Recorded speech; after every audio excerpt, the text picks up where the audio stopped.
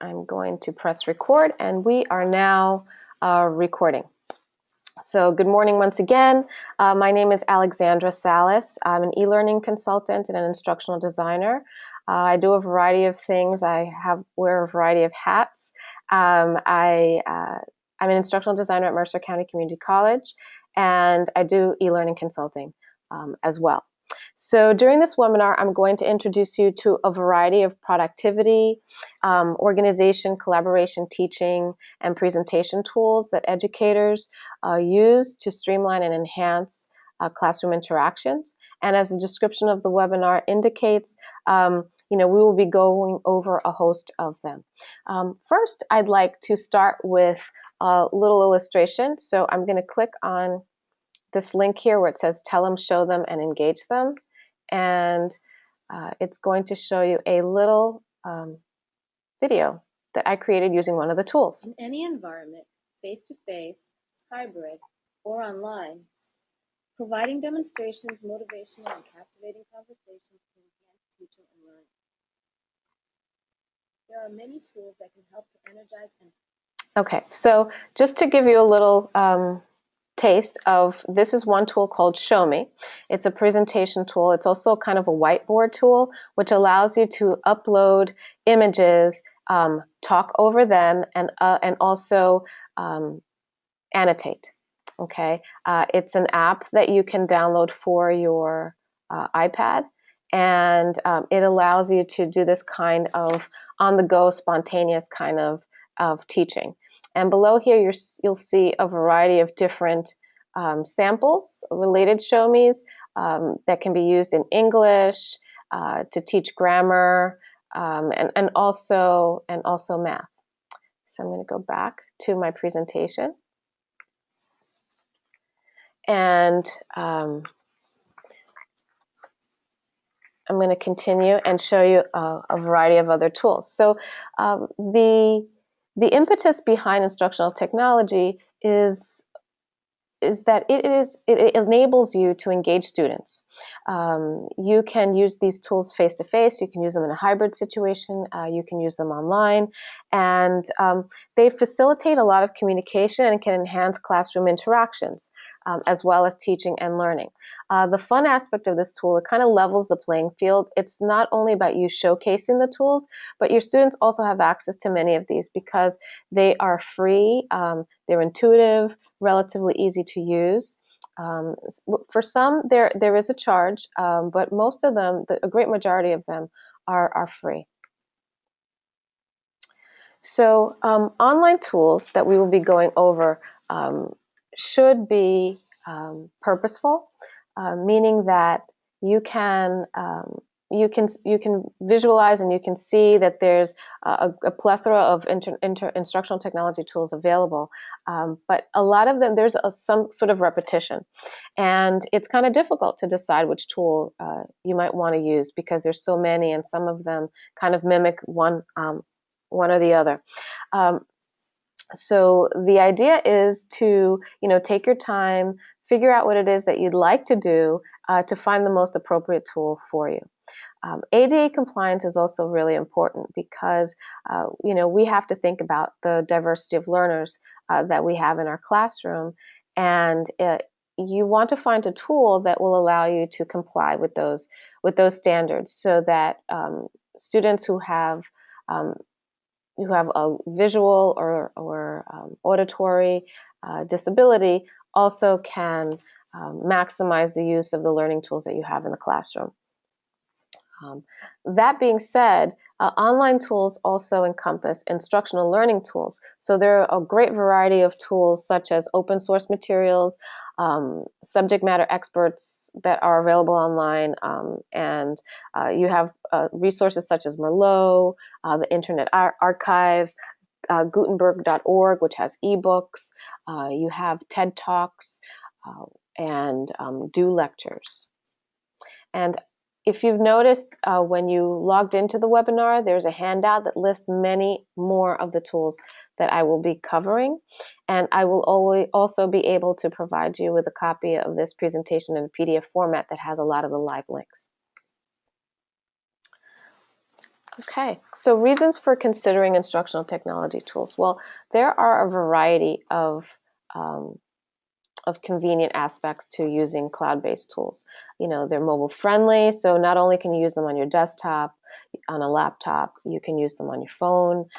It enables you to share with students, with your colleagues.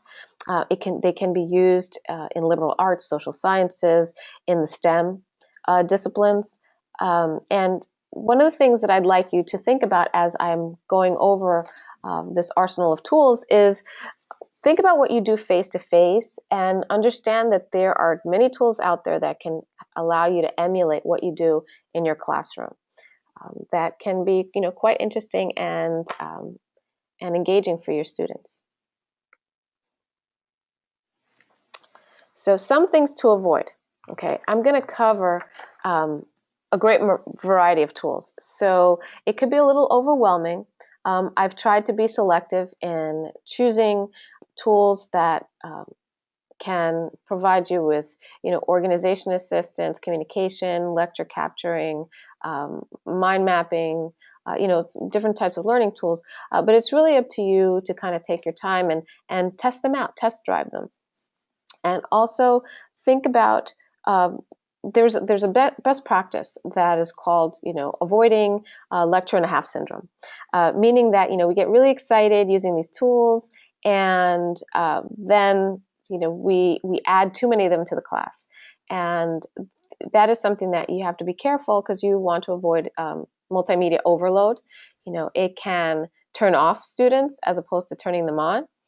Um, and that is just something to think about. So as we go through the tools, think about where the tool can fit in. What will it replace? What will it supplement? Okay, that's very important. So you have a lot of choices. You have tools that can provide gradable interactions and also formative. Things that students can do on their own, things that are scalable, that can scaffold learning. That can enhance discussion forums, that can be used to debate, to create a sense of community, that you can use to conduct virtual office hours, chats, um, and writing a lot of writing, whether it's public or private. Some tools you might already be familiar with. You have Skype, you have Uvu, you have Google Hangouts, you have Google Talk, you have AIM.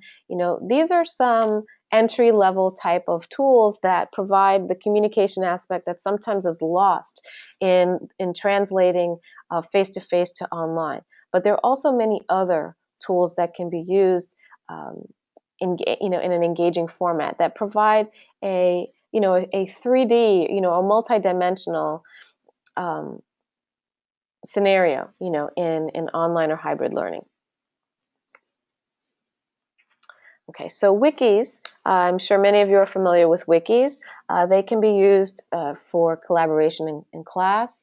It's user-generated content, meaning that, students can use it to brainstorm, to draft, to edit each other's work, to comment on each other's work. You can integrate multimedia, meaning mashup tools, so video, images, clip art, you name it. And it's a nice open space that many of your LMSs already have as an internal tool. So you don't have to use an external wiki kind of tool to do this, to accomplish this. So some of the tools that I will be sharing with you, there might be a generic type of tool that will allow you to do the same things, but that are already part of your learning management system. So that's something to think about as well. Okay, so we're going to begin with some visual instructional technology. There are a variety of instructional tech categories. And as I mentioned earlier, some are free, but there are advanced features that allow you to do a little bit more, with an upcharge. But we're going to begin with some visual ed tech tools that can assist in learning. And mind mapping is the first thing that comes to mind.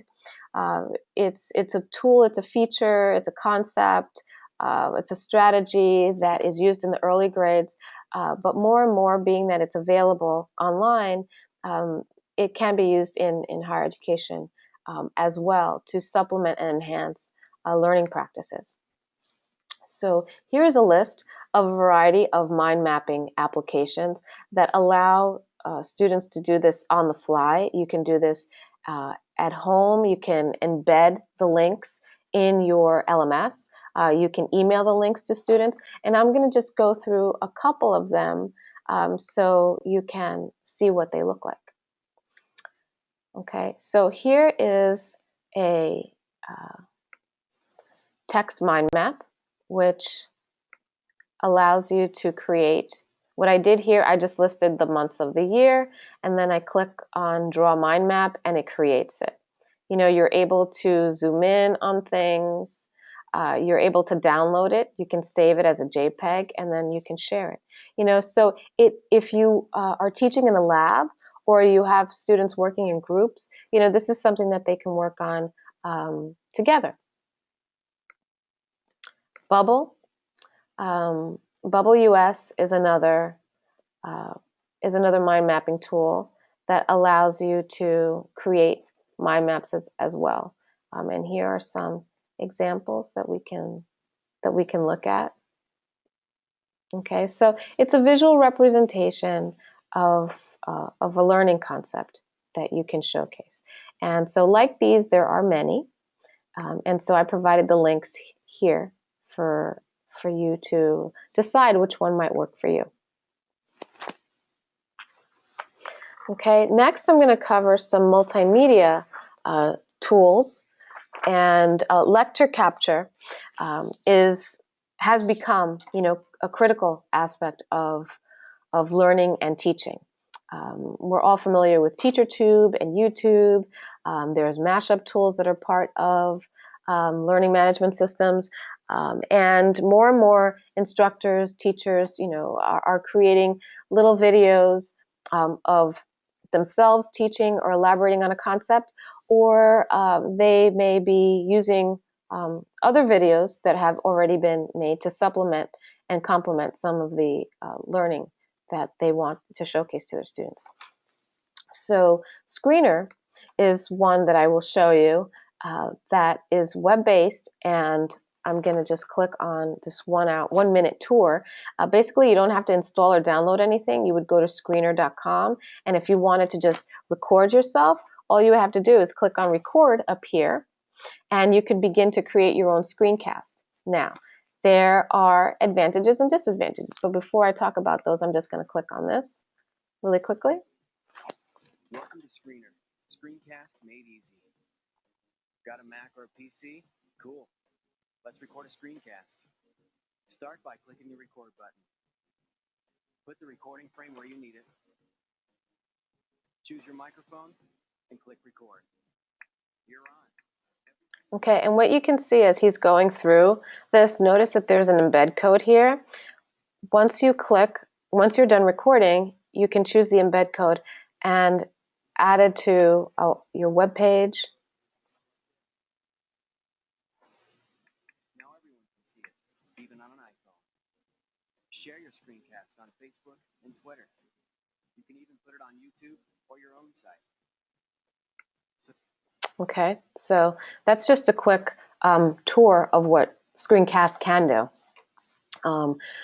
It's out in the open, okay? So one of the drawbacks is that whatever you create is searchable and it's available, so it's not password protected. But for, you know, on-the-fly spontaneous recording and teaching, it's just a wonderful tool. Jing and Screencast are two TechSmith tools that work together. By downloading Jing allows you to capture what aspect of your screen you'd like to record, and then you can record. And then you upload it to screencast.com, which acts as a repository for all of your videos. From screencast.com, you also have an embed link. You have a link you can share any which way that you want. Okay, so again, it's another really useful tool, and it's free. Prezi is a presentation tool which is becoming very, very popular. And as you can see by this presentation here, it's a very active kind of presentation. It's almost like PowerPoint on steroids because it's animated. The transitions provide a lot of movement. So your audience becomes really captive. Some people dislike Prezi because it's maybe too much, but you don't have to have it on auto. You can control the motion within the Prezi. So if you want to focus on a specific point, you can manage how that's done. Prezi is free, but as you can see that there is a pricing schedule here, and you get more features if you decide that you want to pay. All right. VoiceThread is another tool that can be used, and it's what's interesting about VoiceThread is that it allows you to upload PowerPoints, slides. You can upload images, and you can add comments. You can record audio, and you can also record video. So here's a quick sample of a VoiceThread that I created a while ago. And basically, you get this thumbnail here. And I can embed this thumbnail anywhere. I can send it as a link. I can share it as a link. And I can also embed it on a website and a blog. And what's nice about this, it's not only a presentation that contains audio, text-based, and video components, but my audience can also comment. Okay, they would have to create an account. It would be a free account if they wanted to comment, and then I would be able to view their remarks.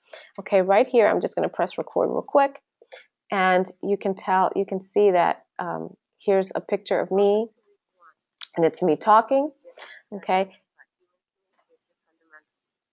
If other people were commenting, then you would see a tile beneath mine, and it would go around the voice thread.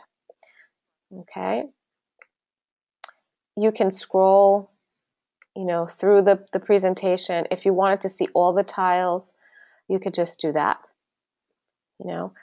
So it provides you as an instructor with flexibility. And again, if you have a free account, you can share it with your students, and students can create their own account, and then they can comment on each other. VoiceThread also provides a pricing for educators. So if your district, your school, or you as an individual wanted to purchase a license that was a pro account, and then you could also have user accounts that you could give to your students for free, those are options that you have at your disposal. Okay, I'm going to show you just a quick VoiceThread Spanish class so that you could see what I was talking about up close. Okay, so I'm going to just lower the volume a little bit so I can talk over it. But this is a Spanish class, and I'm talking, and then here are students that are replying. Okay, so Keith is replying to an assignment detail, and so I could hear how he's pronouncing. His pronunciation, his diction, and so I can comment by replying back. This is another student who's speaking. Okay, so it's great practice for language learners in this example. Okay, I'm going to go back, and I just want to browse several VoiceThread samples so that you could see that it's not just for language learning. It can be used across disciplines. So I'm just going to scroll through some of these examples. There are many ways that it can be used to share messages, ideas, and create a sense of community with your students. Here's a 4th grade project from an art class. Okay, and here's the instructor, and then these tiles represent comments from other students.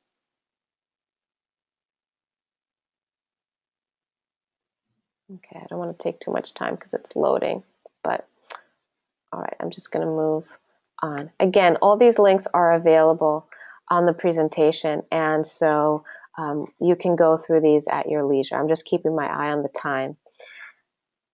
Okay. Okay, up next, I have other examples of web-based media tools that can be very good additions to your classroom. If you are familiar with the Khan Academy, with TeacherTube, educationportal.com, these are venues online that provide students with supportive learning lectures. And you can create your own using Screener, as I indicated, and using Show Me. Show Me was the first video that I shared with you. This is a sample of a music teacher who was showing students giving students a lesson on rhythm on a keyboard or a piano. So, teaching music theory and showcasing ideas and concepts can be done using these tools. So we'll take a moment to listen.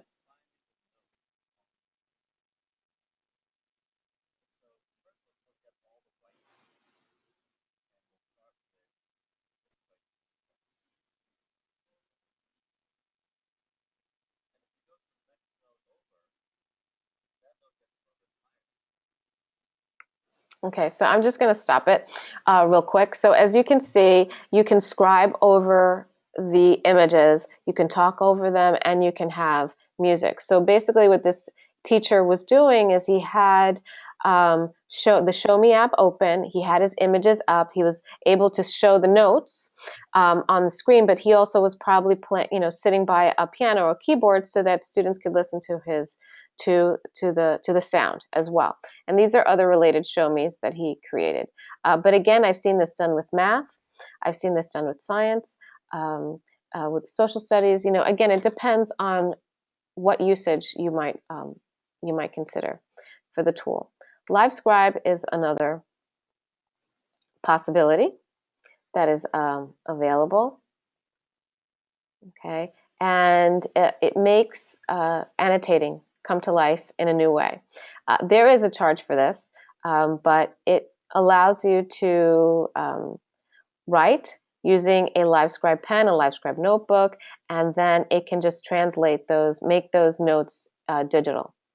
Okay, so if you still if you're not, you don't want to use your computer, or maybe you're tutoring a student and you're working on a notebook, and then you want to share those ideas with other students who might have similar questions and needs, by using this tool, you're able to capture and scan those notes and share them with the rest of the class. All right, the use of timelines, an instructional tool that is useful for disciplines that require learning, dates and eras and different chronologies.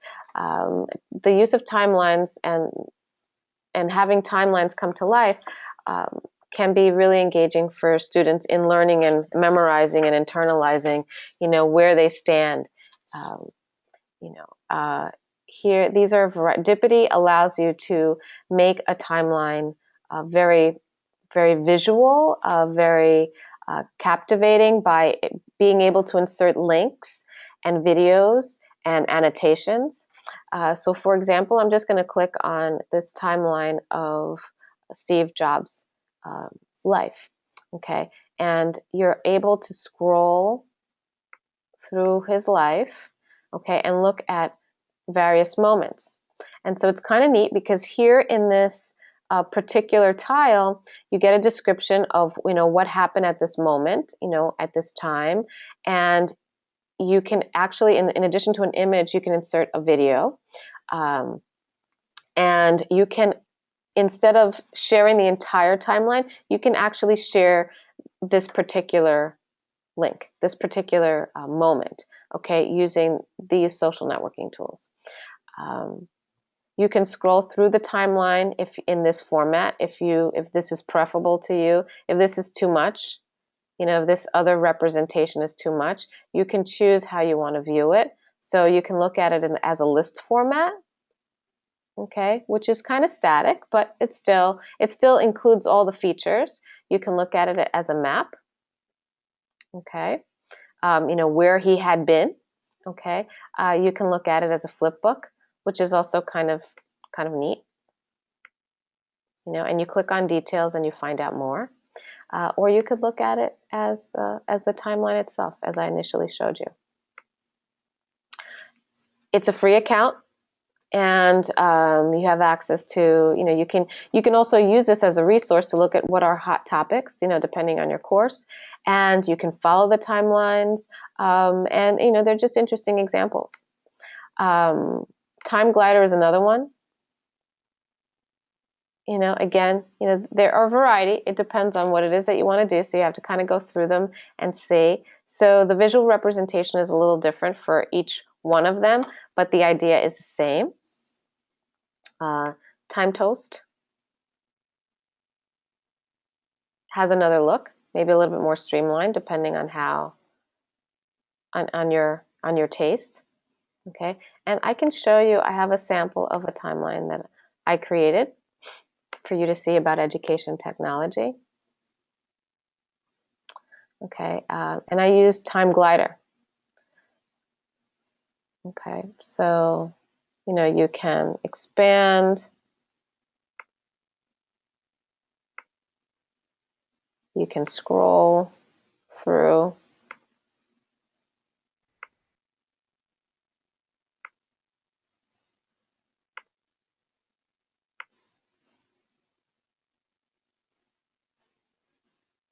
Okay, so there's a lot of different things that you can do. All right, I'm going to move it back a little bit.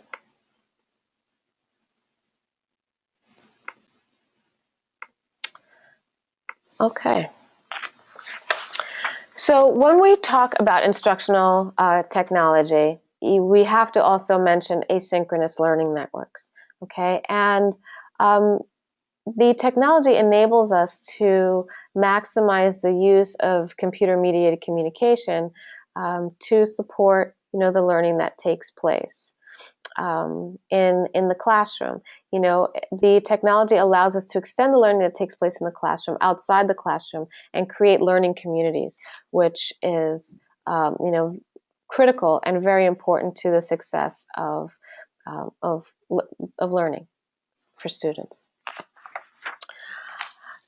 Digital storytelling. That is another avenue that is available to us.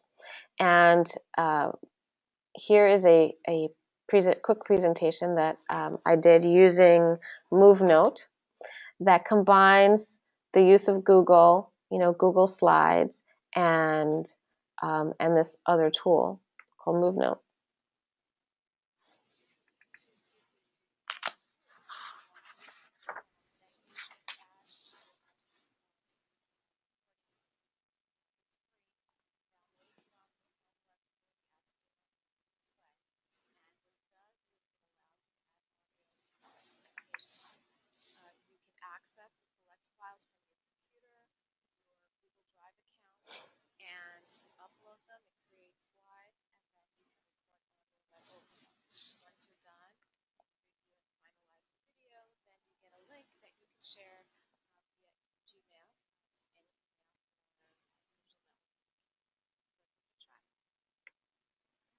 All right, so the reason why I showed you MoveNote is because many institutions are very Google based, They use Google Classroom, they use Google Drive, and I will cover Google a little bit further in the presentation.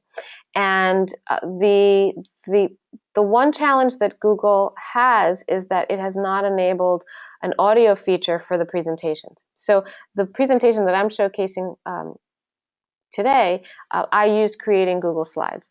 If I wanted to add narration, I would either use a tool like MoveNote, or I would just download it as a PowerPoint presentation and then add audio to my slides. But this makes it really convenient, and so I can keep it in the cloud, and I can share the link as it's here, and it makes life just a little bit more convenient. So I wanted to show you a sample of MoveNote. So it's a marriage between two tools, Google Drive and MoveNote. And what's nice about MoveNote is that because it's integrated with Google Drive, you can access any of your images, any of your slides, or your documents in Google Slides, and then add the narration. All right, more on screen capture.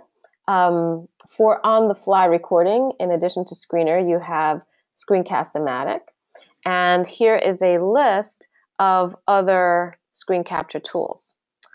Again, you will have access to the presentation, and so you'll be able to take a look at a variety of resources and links, articles that give you more detail on the variety of platform tools that are available. Okay, that are not covered in this presentation, because I could talk to you for several hours about various tools. Okay, I already mentioned Jing and Screencast. They work together, but if you go to techsmith.com, you'll find that there are many other products that you could vet and decide if they fit into your teaching style. What's nice about the tools that I've shared with you is that students also have access. So it's not only about you creating instructional materials so that students can learn, but it can become part of the assessment or the assignment process, and in turn students can use some of these tools to develop presentations for the class in groups or for their own self-assessment. Collage is another tool that gives you 2 minutes of free recording, and it's compatible both PC, Mac, and also on the iPhone and the iPad. Okay, so I'm just linking to it, and it supports schools and universities, and here's more information about it, and it's to sign up, it's free. All right.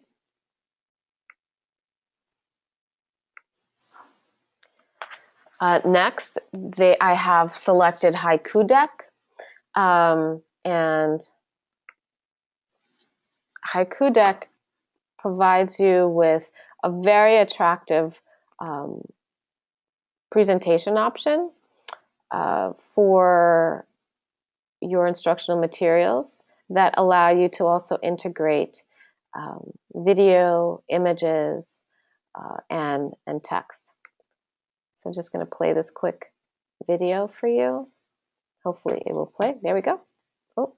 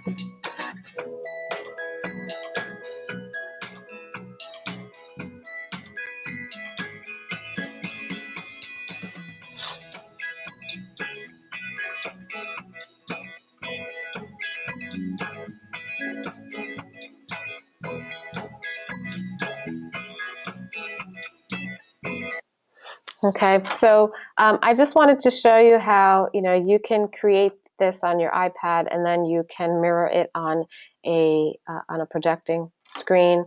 You can share, you can build collections, you can also download. So it's a very useful tool, very attractive tool, very easy to use. It can be used again in all the disciplines. It's just a question of how creative you want to get, how creative you want your students to get. These tools allow you to push the envelope and get students outside their comfort zone or within their comfort zone, because they're used to using a lot of tools, but this can make them utilize their devices in a different way than they're accustomed to. Okay, and here is a link to other presentation apps. Haiku, of course, is listed up at the top. And you have others listed here that you can go through at your leisure. Okay, Prezi, we covered. Flowboard is another. But one of the issues, or one of the factors that you should be aware of, is that when you are looking at a variety of apps, make sure that they're compatible with the variety of tools that you use. If you are Apple-centered, then make sure that the product is compatible with Apple. But if you're used to using PC devices in addition, it's important to make sure that there is that compatibility as well. Okay. Usually with cloud-based tools, you're pretty safe that it's Android and app compatible, and you don't have to worry about that. Okay, one of my new favorites is Magisto, only because it's very quick, simple learning curve. Students can use it, instructors, faculty can use it to just showcase ideas. It's just another way to have a conversation, a dialogue in the class. It's another way that they can shift gears in terms of having discussions or debates.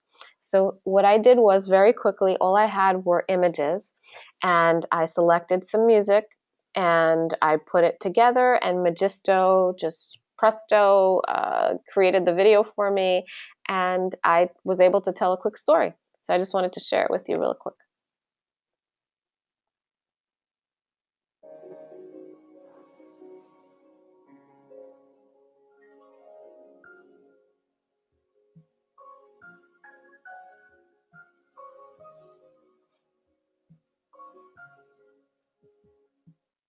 Okay, so very, very quick. It was a video about instructional designing, and the message that I wanted to impart was that it's great for e-learning. You can provide feedback. Actually, I'm going to lower the volume so I could talk over it. So there's math and background. You could use it to discuss. You can listen to teach and learn. You can use it to provide feedback. You can use it to supplement and complement learning. And it's a quick little video. I recommend this for instructors to use maybe in announcements or to introduce concepts before you get to the real stuff, the text heavy content. But this is a nice way to present information and to indicate, okay, we're going to talk about this topic today. And students love to use it. Another idea that I want to share with you is comic strips. It's a wonderful way of talking about various instructional concepts. It's a great way to introduce instructional concepts, and students can use this as well. So I created, it's called makebelievescomic.com, and I quickly was able to create a comic here. Right, so my comic reads, you can energize storytelling and presentation by adding various elements. And so I chose another character, create a comic strip of your own, the end. Okay, mine was really simple. I just wanted to showcase the tool. You can print it, you can save it. Okay, and if you save the image, then you can upload it anywhere that you want. It's just a nice way to be able to just add some color and share a new idea or concept. Students can do this, and that way you can tell if they really understood something, because they have to express themselves differently, have a visual and a text-based presentation. Here is the actual link to the site, and this is how you can go about creating your comic. Okay, you select the characters, and you add the thought or talk balloons. You can pick your background colors, and you name your comic, you write your name, and it's fairly simple to create. Okay, so you just add the images and you tell the story. Animoto is another favorite, and it's also free. Free for about 30 seconds, I believe, or a given number of slides it would tell you, but still a very effective way of storytelling. So here's a sample of one of mine.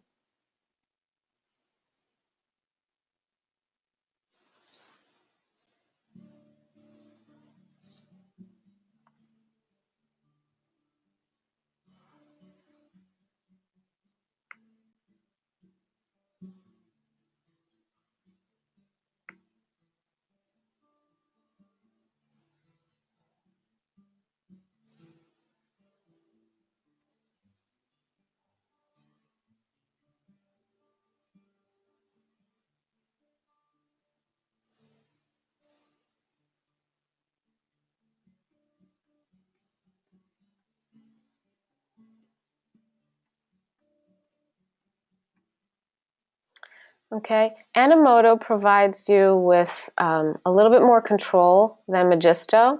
Okay, with Animoto, you can select the order of your images. You can add captioning. You are able to zoom in to particular images. You can select the music or upload your own music. And again, it just depends how you would like to use it and where you would like to use it. You can email it, you can upload, you can download these Animoto videos and Magisto videos as an MP4, and you can put them up on YouTube.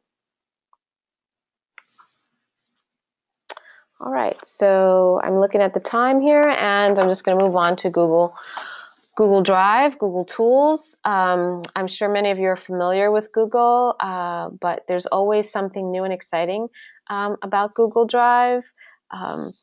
You can also set up Google Voice, which provides you with a phone number that you can share with students if you don't want to give them your personal number outside of your office. And students can reach you, leave a message, and it also transcribes the messages for you. Not perfect, but it transcribes. Google Drive is an excellent tool because it allows for collaboration, sharing, group work, and both synchronous and asynchronous communication. So what is Google Drive for those that are not too familiar? It's part of the Google suite of tools. If you use the search engine google.com, you can set up a Gmail account. And when you set up a Gmail account, then you have the option to access the Drive and its arsenal of tools, which allow you to create documents, to create surveys, to create presentations, to create spreadsheets, and also to share, comment, edit, provide rights, and publish to the web. Okay, but most importantly, Google Drive is a cloud-based Dropbox. Okay, and you can also work offline, and as soon as you have internet connection, it'll update anything that you have been working on offline, which I think is fantastic. Some of the benefits I've already shared with you. It's great for keeping all of your files. I don't know if you all still use flash drives, thumb drives. I do, but I've had lots of mishaps with mine, ejecting them before doing it properly. They they've become corrupt. I've lost them. And so what I do, I still use a flash drive. I still save documents to my computer, but Google, just like Dropbox, which is another tool that's separate from Google, you can just keep all your files in an organized fashion. You can share them. You have a lot of control. And then if you want to download a hard copy, print it out, you can. You can do editing on the go. You can do collaborative work, and you can easily share. As I mentioned earlier, you can upload all kinds of documents, and for students who do not have Microsoft Word, but maybe you require that they submit documents in a Word format, they don't have to have Word to use Google. What they would do is they would create their document, and then they could download it as a Microsoft Word or a PDF, and then send that to you. So there is no compatibility problem per se. So it's a very convenient tool to have, and it's free and very accessible.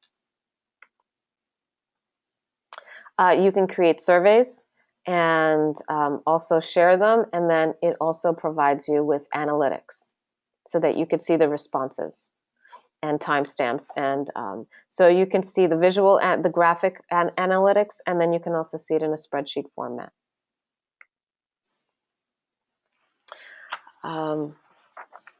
You know, this also repeats some of the things that I said.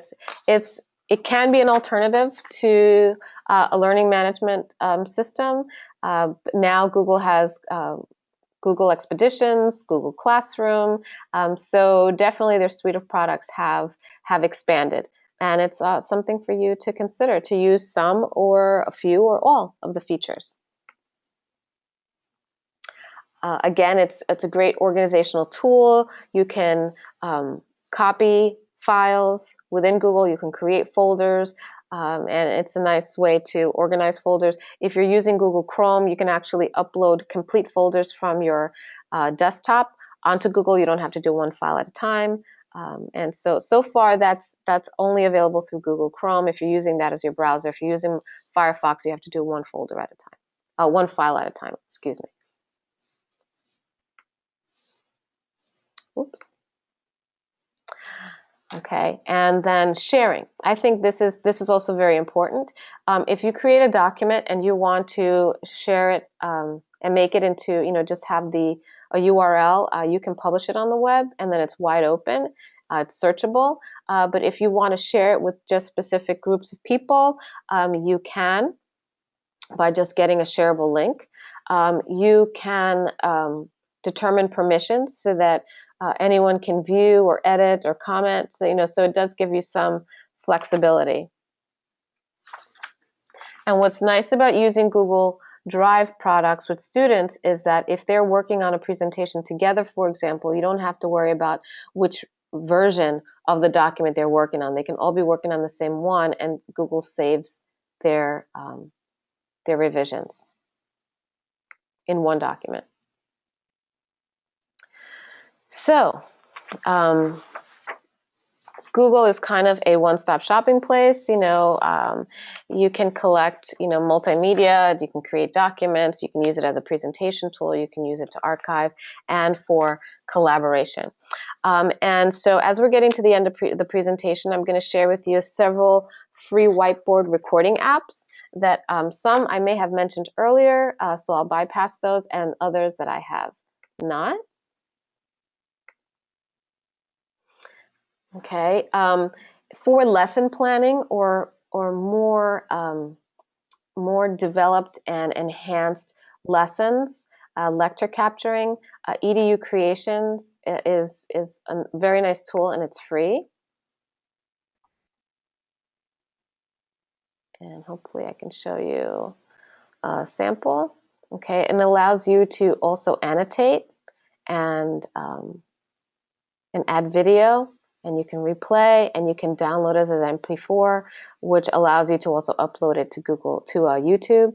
And it's a nice way to, for example, if you're teaching math or you're teaching chemistry and you want to create a video lesson to share with students, to review a concept and annotate, make it real time, make it personal, you can do this with EDU Creations. Show Me, I already showed you, so I'm going to skip over that. There's also Screenshot, which is similar to Screener.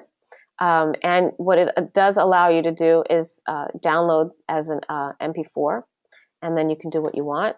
Yeah, that is one of the features that I always look at, and I recommend for you to look at too, because while using cloud-based tools is extremely convenient, if the service becomes no longer available, and you lose your work, it's gone.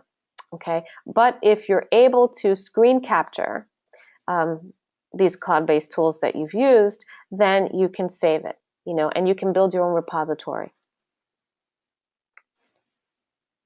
Nomia is another one that allows you to create more robust lesson plans.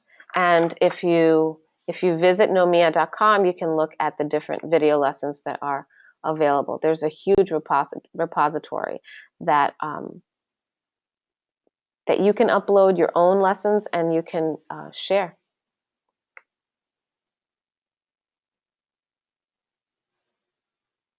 Okay, and these are some of the lessons that are available. As you can see, there's math, a lot of math here. There's some English, so there's just a nice repository that already exists that you could vet. This is open source. You will find additional resources here. This is a little site that I created that has a variety of best practices and information on instructional technologies that you could view at your leisure about learning styles and open education resources. So you'll have that link, and oops, I can show you a quick Prezi so you could see what it looks like. There's a lot of movement. Okay, this is a presentation on open education resources, and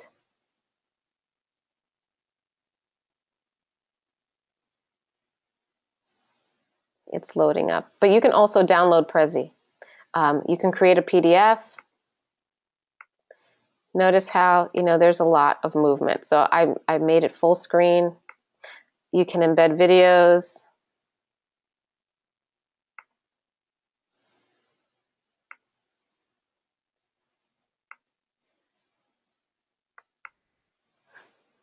Okay, so let me quickly go back. Here's a list of apps I provided. This is the handout that you have.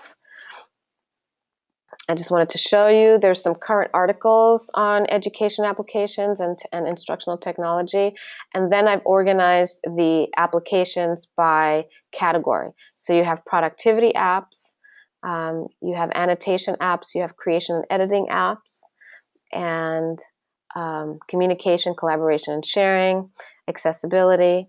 Okay, and the list goes on. And every time I turn around, there's a new application. But here's just something to get you started. And I just wanted to thank you for attending the webinar. And now I'll just open it up for questions. If you have any questions, I'm here and happy to respond.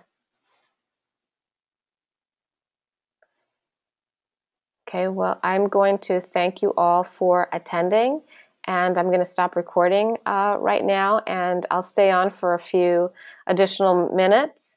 And if you have any questions, I'll be glad to chat with you.